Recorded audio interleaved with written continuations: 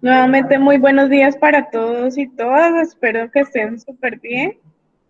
Eh, Antes de empezar con la clase, me gustaría escucharlos cómo les fue con la guía de aprendizaje anterior. Si la pudieron hacer, tuvieron dudas, inconvenientes, cómo les fue con la crónica. Quisiera escucharlos. ¿Qué les pareció?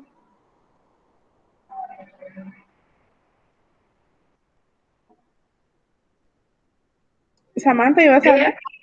Pues, profe, a mí me pareció, pues, o sea, estaba bien, sino que cuando muere, pues, el esposo ahí se vuelve como la cosa muy triste, ¿no? Porque también la paga el hijo que ella estaba esperando y todo. Sí, claro. Sí, se vuelve muy triste. Y lo más triste es que es cierto, fue una historia real, ¿no? Eso lo hace más triste todavía. A veces siento que somos como muy alejados del dolor de las personas, ¿no? Como de las tragedias. Que nos rodeamos de nuestro mundo, de nuestra esfera, como que no somos empáticos con el dolor ajeno. Lina, cuéntame cómo te fue con la crónica.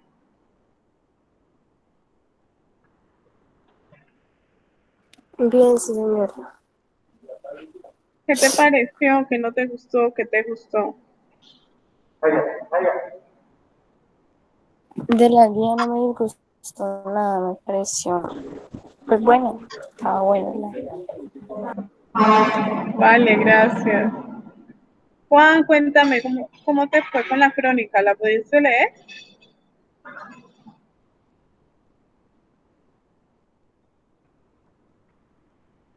Juan Diego.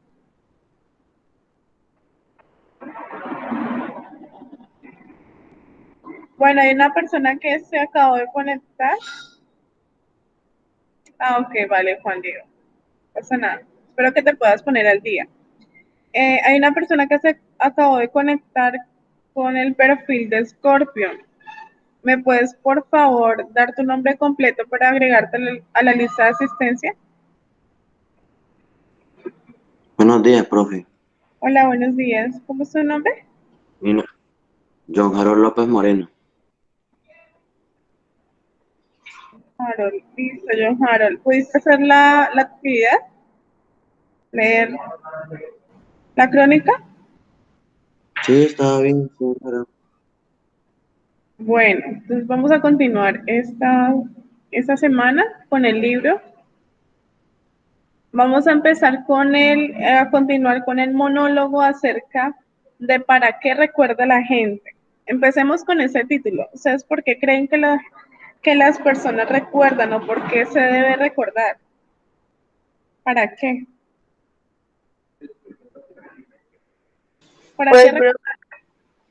pues yo creo que primero que todo se recuerda pues como una manera de que se sepa la verdad, ¿no? De cómo pues el gobierno también engañó a la gente y pues provocó una masacre para beneficio de ellos, ¿no?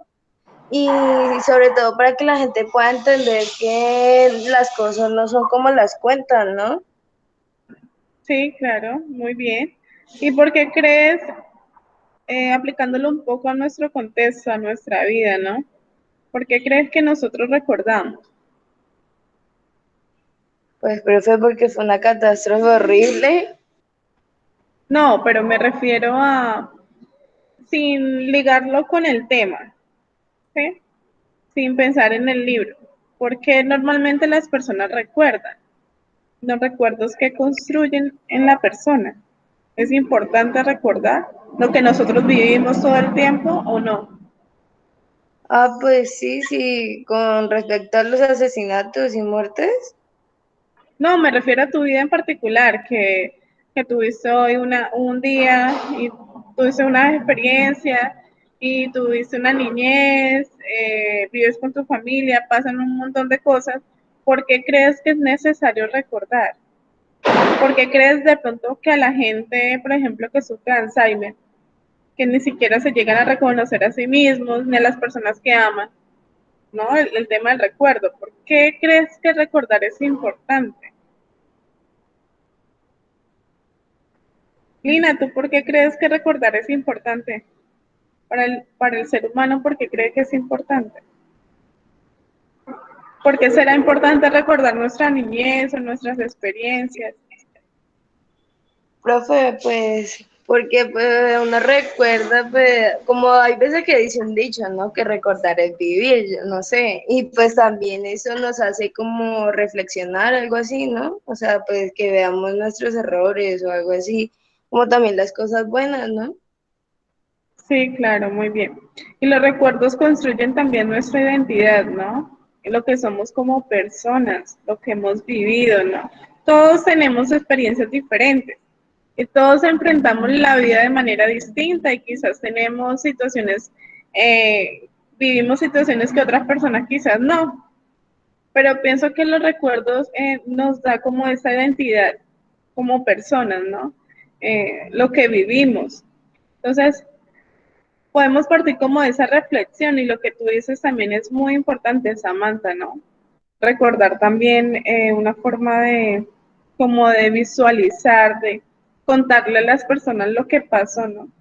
Que no es como tan simple de tapar como de ocultar la verdad, sino de una u otra manera de visual, poder ver, poder, no sé, denunciar también esas tragedias y como la negligencia también del Estado, ¿no? Entonces vamos a continuar con la lectura del libro.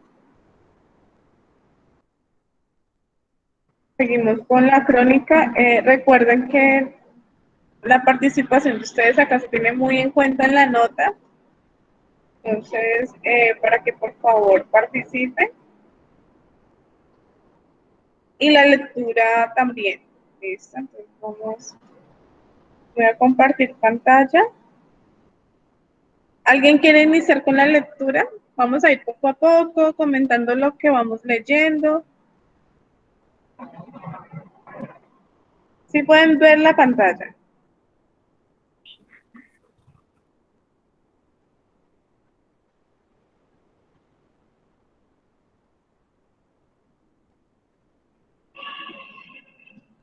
Lina, ¿me escuchas? Sí, señora. ¿Puedes ver mi pantalla? Sí, señora. ¿Me puedes ayudar con la lectura, por favor? Pero no muestra la imagen, dice, está presentando para todos, pero no, o sea, no da la imagen. A ver.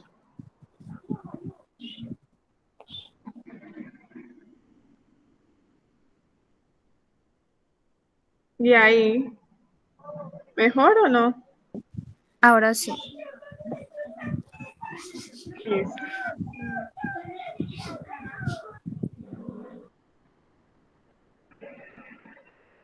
Ayúdame con la lectura, por favor.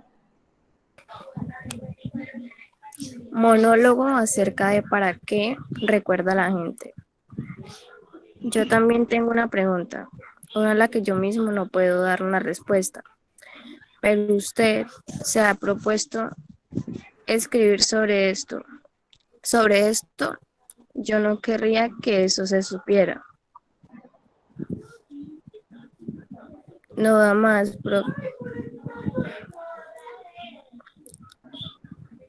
de mí que he vivido allí. Por tu lado, tengo el deseo de abrirme, de soltarlo todo, pero por otro, profe, es que no alcanzo a ver. ¿No En el alcanzas a celular ver? se me ve la letra muy pequeña en el celular. Espera a ver si de pronto así, ¿no? ¿Un poquito mejor? Sí, pero usted se ha puesto a escribir sobre esto. Sobre esto yo no querría que esto se supiera de mí, que he vivido allí, por un lado. Tengo el deseo de abrirme, de soltarlo todo, pero por otro noto cómo me desnudo y esto es algo que no quisiera que, profe, es que Tranquila, no, tranquila. es que vuelve y se, Se en Bueno, chiquita la letra. tan raro porque acá la pantalla. ¿Así mejor?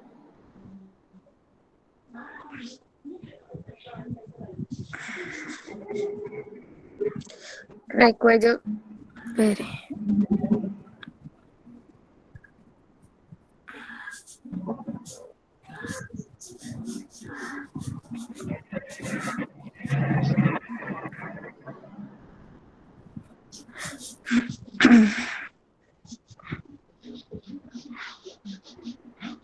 ¿Sí puedes ver ahí? O de pronto otra persona que le ayude a Lina.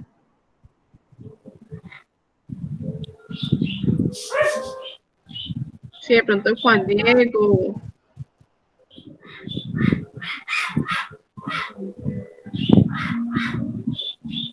o Samantha que nos ayude con la lectura. Pero Empiezo el inicio. desde ahí donde está o desde... Y desde donde quedó tu compañera. Ah, ok. Pero usted se ha propuesto escribir sobre esto. Yo no querría que esto se supiera de mí, que he vivido allí. Por un lado tengo el deseo de abrirme, de soltarlo todo, pero por otro lado noto como que me desnudo. Y es ahí, y esto es algo que no quisiera.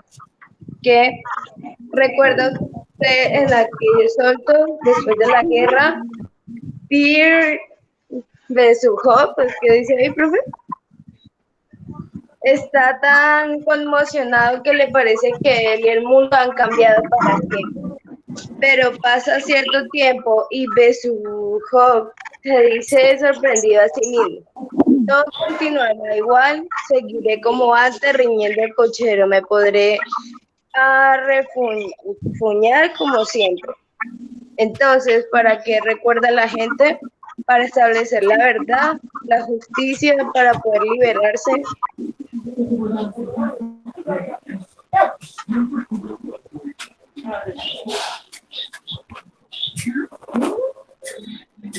Y olvidar.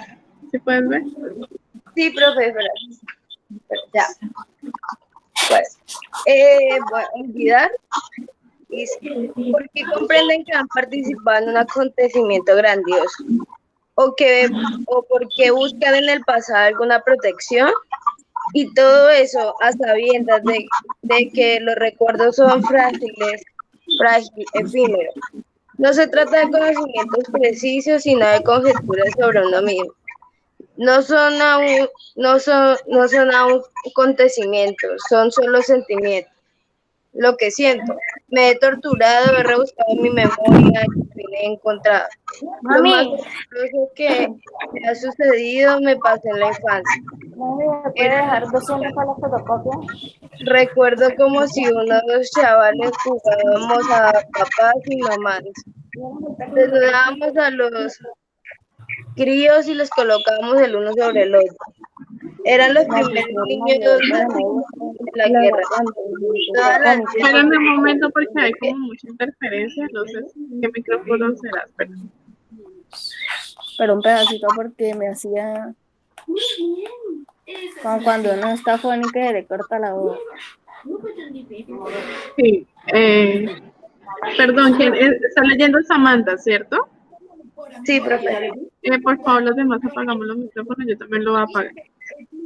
Y sobre todo, no se dejará maltratar por una bravucona como tú.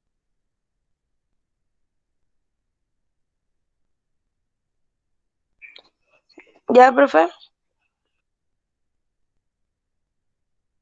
Sí. ¿Ya?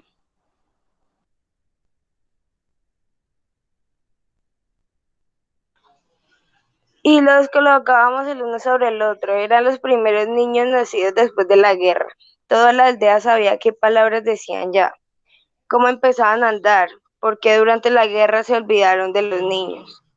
Esperábamos la aparición de la vida, papás y mamás. Así se llamaba el juego. Queríamos ver la aparición de la vida. Y eso que no teníamos más de 8 o 10 años. He visto cómo una mujer trataba de quitarse la vida. Entre los arbustos junto al río. Cogía un ladrillo y se golpeaba con él en la cabeza. Estaba embarazada de un policía, de un hombre al que toda la aldea odiaba. Siendo aún un niño, yo había visto cómo nacían los gatitos. Ayudé a mi madre a tirar de un ternero cuando salía de la vaca y llevé a aparearse a nuestra cerda. Recuerdo, recuerdo cómo trajeron a mi padre muerto. Llevaba un jersey y se lo había tejido mi madre. Al parecer lo habían fusilado con una ametralladora o con un fusil automático. Algo sanguinolento. Salía pedazos de aquel jersey. Allí estaba, sobre nuestra única cama. No había otro lugar donde acostarlo. Luego lo enterraron junto a la casa, y aquella tierra era lo contrario del descanso eterno. Era barro pesado de la huerta de remolachas. Por todas partes seguían los combates. La calle sembrada de caballos caídos y hombres muertos.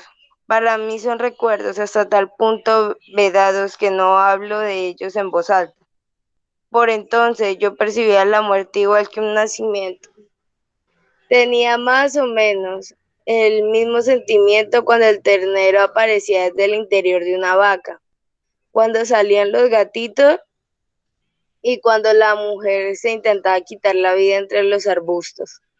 Por alguna razón, todo eso me parecía la misma cosa, lo mismo, el nacimiento y la muerte. Recuerdo desde la infancia cómo huele la casa cuando se sacrifica un cerdo. Y en cuanto usted me toque, empezaré a caer, a hundirme allí, hacia la pesadilla, hacia el...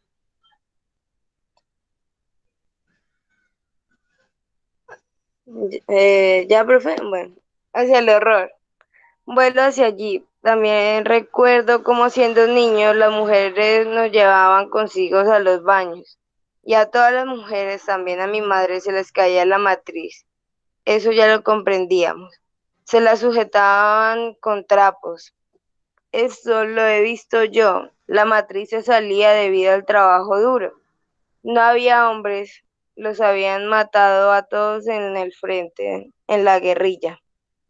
Tampoco había caballos, las mujeres tiraban de los arraos con sus propias fuerzas, labraban sus huertos y los campos de colijos. Cuando al hacerme mayor tenía trato íntimo con una mujer, me venía todo esto a la memoria, lo que había visto en los baños, quería olvidarlo todo. Lo olvidé y creía que lo más horroroso ya me había sucedido en el pasado, la guerra. Que estaba protegido, que ya estaba a salvo gracias a lo que sabía, a lo que había experimentado allí. Entonces, pero, pero he viajado a la zona de Chernobyl, ya había estado muchas veces y ahí he comprendido que me veo impotente, que no comprendo y me estoy destruyendo en esta incapacidad de comprender, porque no reconozco este mundo, un mundo en el que todo ha cambiado, hasta el mal es distinto, el pasado ya no me protege, no me tranquiliza, ya no,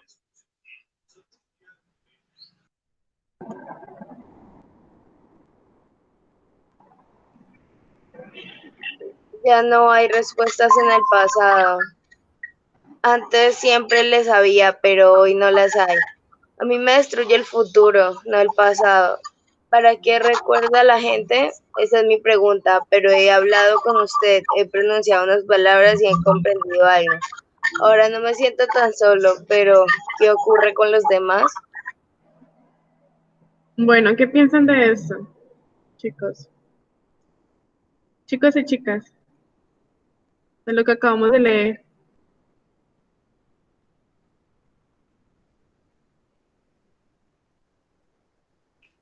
Pues, profe, que para él los recuerdos se suponía que era como que lo mantenía a salvo, ¿no? O sea, que ya él recordaba como lo que hacía, cómo reaccionaba ante diferentes situaciones, ¿no? Pero cuando se dio cuenta como que vivió él como experiencia cuando fue a Chernobyl, pues ya se dio cuenta de que pues no todo era como en el pasado, ¿sí me entiendes? Sino que ahora era peor lo que pues venía en el futuro, que era como decía él, que pues tenía miedo de lo que pasara en el futuro, pero que el pasado no le ayudaba de nada, ¿no? Sí, ¿no? Y pongámonos un poquito en la situación de la persona que nos cuenta esto, que nos habla de como esas palabras. Una persona que ha vivido la guerra, ¿no? Y estamos hablando de una guerra, de una guerra, y la guerra siempre va a tener perdedores, porque pues eh, siempre van a haber muertes, de ambos lados siempre van a haber muertes. Entonces, una persona que ve pues sufrir, ve sufrimiento, ve dolor, ve muertes, ¿no? Eh, donde todos los hombres, lo dice ahí muy bien, donde todos los hombres de su aldea o de su pueblo han muerto porque murieron en la guerra, ¿no? Murieron en el frente de la batalla. Y quienes se quedaron a cargo fueron las mujeres, las que se hicieron a cargo de como de las ciudades, de las aldeas, de reconstruir todo nuevamente, ¿no? Y, y, y cuenta cómo las mujeres se les venía la matriz, ¿no? Perdían la matriz por la fuerza tan grande que hacían, que no habían caballos. Y tener que vivir todo esto, de tener que crecer en ese ambiente pues tan difícil, tan complejo, pues siento que también es una persona que tiene muchos traumas, que le ha tocado muy difícil en la vida. Yo pienso que todos hemos vivido como experiencias muy difíciles de una u otra manera. A ustedes aún cortadas, yo me imagino que han pasado por situaciones personales muy complejas, muy difíciles también, porque eso hace parte de la vida, ¿no? El dolor, el sufrimiento. Pero pienso que si hablamos de esa persona, como que creo yo que ninguno hemos vivido hasta ese punto, ¿no? O hemos tenido esa experiencia. Y encima de todo, como que le toca vivir la guerra y encima le toca vivir la catástrofe de Chernobyl. Y ustedes como ya se leyeron la primera crónica, los que estuvieron así como muy juiciosos y los que no, pues les cuento un poco. Eh, que es una mujer que donde su esposo es bombero y va a atender a la planta nuclear, ¿no? Y recibe toda esa radiación. Y nosotros hoy somos conscientes de los efectos o de las consecuencias que deja la radiación, no solo en el medio ambiente, sino en el cuerpo humano, ¿sí?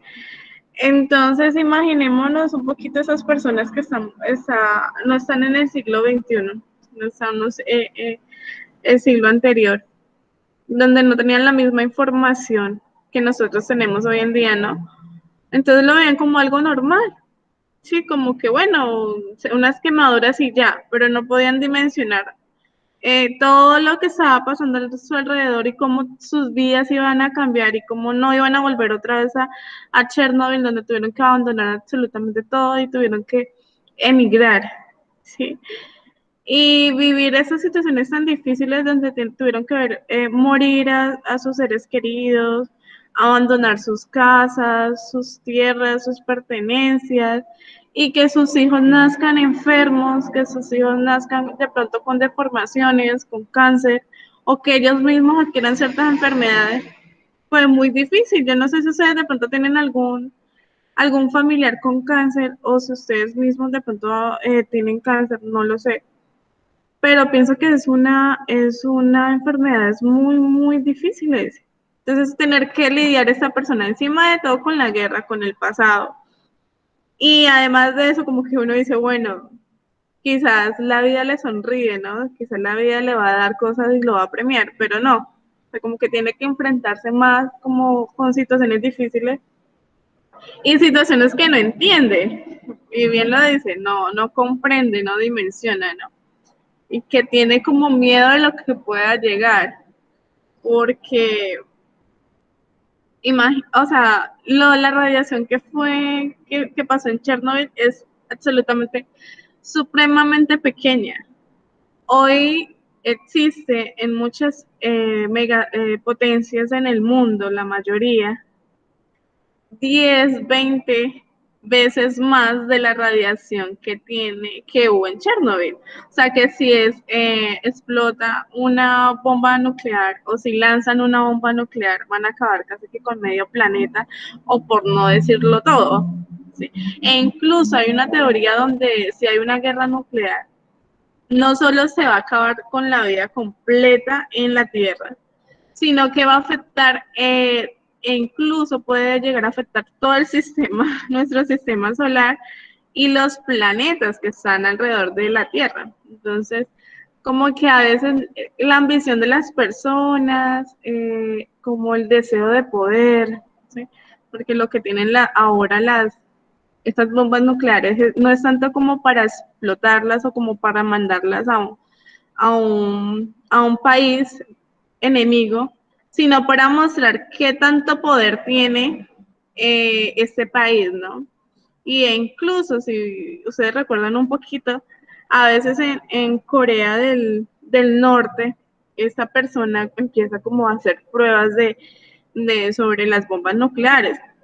Pero yo diría, ¿no? No es tanto desde mi percepción, y quiero pensarlo así, no es tanto como que sea capaz de lanzar una porque en serio va a acabar con con la vida en la Tierra. Sí, o sea, literal. Sino como para mostrar ese poder que supuestamente tiene, ¿no? Aunque es una destrucción, una autodestrucción, porque nos estaríamos nosotros mismos liquidando. Incluso, si ustedes recuerdan la bomba en Hiroshima y Nagasaki, en la Segunda Guerra Mundial, eh, ese es el único país en el mundo que tiene en su constitución que dentro de su territorio no va a tener una bomba nuclear. Y quizás, ¿por qué lo dice? Porque fue un país donde eh, ellos mismos vivieron en carne propia las consecuencias que esto produce. ¿Sí? Entonces, es como un poquito dimensionar todo esto, ¿no? Y creo que también como ser conscientes del dolor humano, de la condición humana, y que quizás hay personas, mucho más personas que en medio de todo, de tantas circunstancias, de tantas cosas tan difíciles y complejas, siguen luchando, siguen levantándose, siguen esforzándose por vivir, ¿no? Y entonces también siento que debemos ser muy empáticos con el otro. No sabemos nosotros qué situación difícil está viviendo la otra persona. De pronto, qué batalla se está luchando. Y a veces somos como tan egoístas que nos centramos solo en nosotros mismos, en nuestra vida, y como que no miramos un poquito lo que pasa a nuestro alrededor.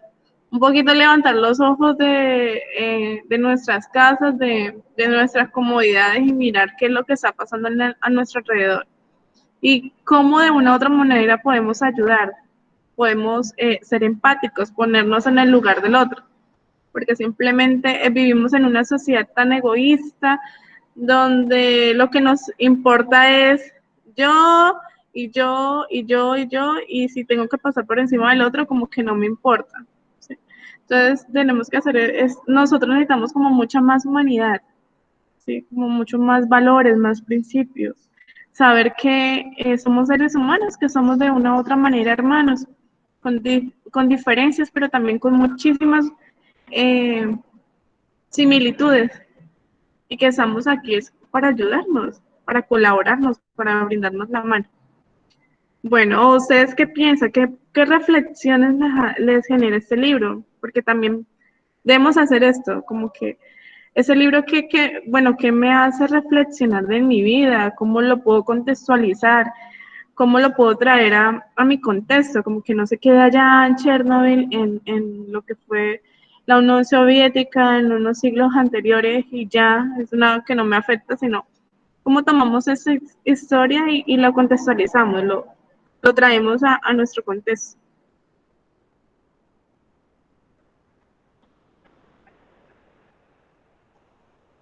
Harold, ¿estás ahí?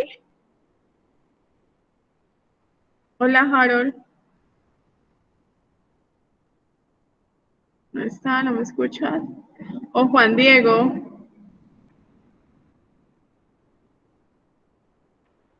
Juan Diego. Sí, señora. ¿Tú qué piensas? ¿Qué opinas del libro?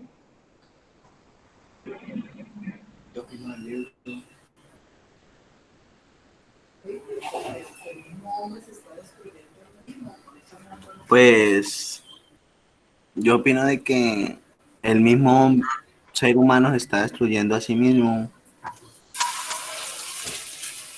Sí, es cierto. ¿Y por qué lo dices? Además de las bombas nucleares. Destruyendo el medio ambiente. Sí, claro. Y nosotros somos los perjudicados directamente. Es muy, muy curioso cómo el hombre se autodestruye, es cierto. A mí me parece muy curioso, porque nosotros necesitamos de los recursos naturales, necesitamos del agua, o sea, el dinero, nosotros no comemos dinero, ¿sí? No nos alimentamos de dinero. Eh, y o sea, cómo hacen las grandes empresas por su ambición, por tener muchísimo dinero, poder quizás, sacrificar lo que es vida, ¿no? El agua, la tierra, ¿sí? Los frutos, la explotación tan grande que están haciendo los recursos naturales. Y como viendo como las consecuencias del calentamiento global también, ¿no? Y que la tierra que nosotros tenemos no es la misma que hace unos 50 años. Por ejemplo, acá en el Huila, no más los ríos. Por ejemplo, el río Loro, no sé si ustedes lo conocieron, era un río bastante grande que queda por el lado de Limoná. Y la gente se iba a bañar allá y todo, y ahora no hay absolutamente nada, o sea, ni una gotica de agua hay por allá. O a nuestro alrededor, nosotros como que salíamos nomás hace unos 5 años, quizás 10 años, se salía y había muchísimos charcos para uno irse a bañar y habían cascadas y cositas así. Ahora casi no, cerca de Neiva es muy difícil encontrar un buen río, ¿sí? Tiene que uno alejarse un poquito más, entonces hay muchísima sequía, nomás el río Magdalena, tan grande que era y mira ahora cómo es. Entonces, aún siendo como conscientes y viendo como los cambios tan rápidos que ha tenido la naturaleza, como que el hombre se empeña en seguir destruyéndola y destruyéndonos a nosotros mismos. Samantha, ¿ibas a compartir algo? O sea, tú lo que, obviamente lo que dices tienes razón, ¿no? Pero en el momento en que entramos en la era pues, de que todo se controlaba con poder y dinero, claramente hay totalmente cambio el pensamiento, porque es que ahorita, digamos, claramente que es muy distinto a destruir los recursos, ¿no? Pero si tú te das cuenta, ahorita el poder influye mucho sobre eso, porque por decir, si el presidente da una orden de que, por decir, vendan una parte del río, ahí sí, digamos, como que nosotros no tenemos nada que ver ahí en el cuidado, sino que influye el poder, ¿sí me entienden?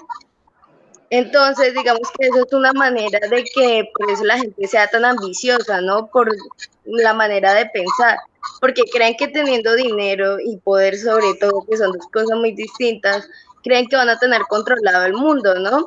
Y entonces ese mismo pensamiento les da para que destruyan el medio ambiente, ¿sí? Por decir que, ay, que no, que explotando esto voy a conseguir más dinero y eso, entonces ahí mismo inconscientemente, por decirlo así, acaban con el medio ambiente, ¿sí? Porque obviamente si él no tuviera esa aspiración de poder y dinero a costa de lo que sea, pues no sería necesario explotar el medio ambiente. Entonces, por alguna manera, así decirlo, lo hacen inconscientemente, ¿no? Creyendo que es como un bien para Sí, ellos, no así ambición. consciente, muy conscientemente, diría yo. Pero muy bien el aporte que hiciste, Samantha. Sin embargo, nosotros somos la mayoría y nosotros somos los que elegimos a nuestros representantes. Nosotros elegimos al presidente, a los senadores, a los congresistas, a quienes nos representan a nosotros. Y nosotros somos el pueblo y somos muchísimos.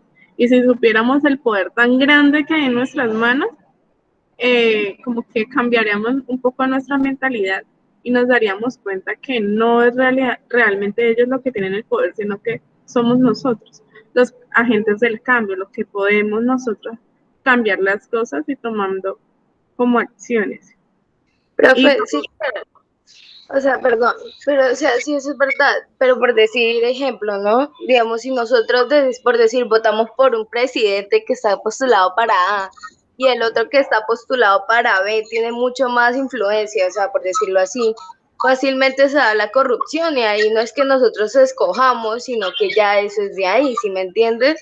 Entonces ya eso va más, es como en la manera en la que nosotros pensamos y como, por decir, nos podemos levantar ante eso porque ahí sí influye mucho el poder y pues usted sabe que con dinero baila el perro, que es lo que dicen. Entonces cualquiera se vende por cualquier eso con tal de que ellos reciban, por decir, un mejor ascenso, por decirlo así, pensar en él mismo. Sí, claro, sí. Pero aún así, como que por eso es tan importante la educación. Por eso al Estado no le conviene invertir en educación, porque creen que en Colombia el Estado colombiano no invierte en educación y las escuelas públicas en unas condiciones tan precarias que ni siquiera tener agua potable, o sea, eso es absolutamente el colmo, ¿sí? Porque entre una persona menos estudiada, una persona que no tenga un criterio, que no haga una visión crítica del mundo, pues va a ser muchísimo más fácil manipular y va a ser mucho, mucho, mucho más fácil. Pues por eso es tan importante nosotros estudiar, por eso es tan importante el estudio. Bueno, vamos a continuar con mm, la lectura. Juan Diego, ¿quieres leer, Juan Diego?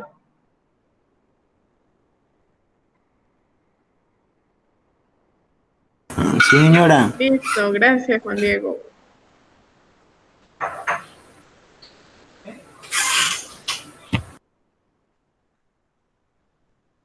¿Alcanza a leer? ¿Alcanza a ver? Aparece nomás la clase de que está presentando. Espérame un segundo entonces. Ya faltan solo unos minutos para la clase, pero igual. ¿Ahí?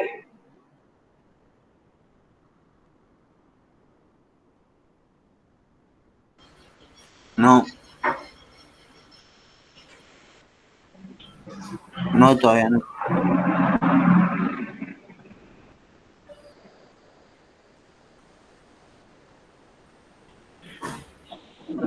¿No se ve? Pues aparece la ¿Qué dice? pestaña de Google Meet de la clase. Tan raro. Espera.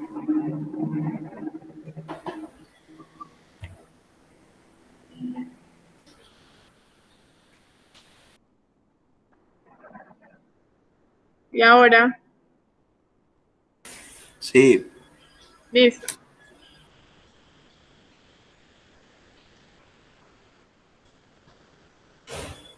monólogo acerca de sobre monólogo acerca de sobre qué se puede conversar con un vivo y con un muerto. Por la noche, un lobo entró en el patio. Miré por la ventana y allí estaba con los ojos encendidos, como faros. Me he acostumbrado a todo. Hace 7 años que vivo sola, 7 años desde que la gente se fue.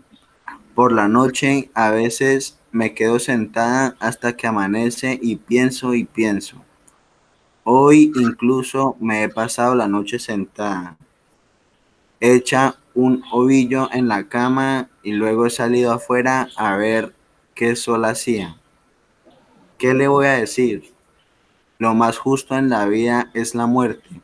Nadie lo ha evitado. La tierra da cobijo a todos, a los buenos y a los malos, a los pecadores, y no hay más justicia en este mundo. Me he pasado toda la vida trabajando duro como una persona honrada. He vivido con la conciencia en paz, pero no me ha tocado lo que es justo. Listo, Se muchas gracias. Vamos a dejar hasta ahí. Espero que tengan un muy lindo día. Cualquier duda, pregunta, me pueden escribir al WhatsApp o al correo. ¿Listo? Vale, profe, hasta luego. Vemos. Que estén muy bien.